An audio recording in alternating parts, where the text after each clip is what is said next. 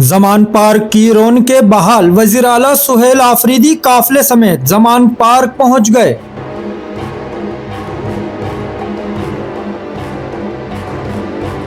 Zaman park आज एक बार फिर मरकज़े तवज्जो बन चुका है। वजीर आला खैबर पख्तूनख्वा सुहेल आफरीदी काफिले समेत इमरान खान की रहायशगाह जमान पार्क पहुंच गए हैं।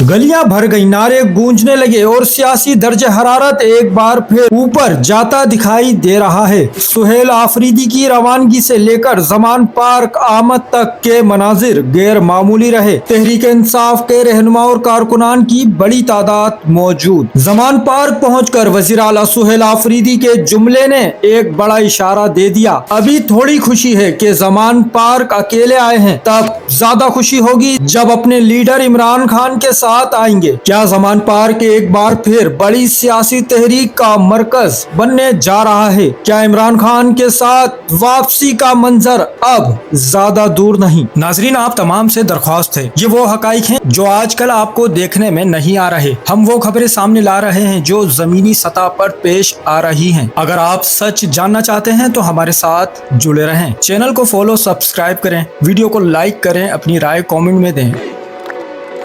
आजादी, आजादी, आजादी, आजादी, आजादी।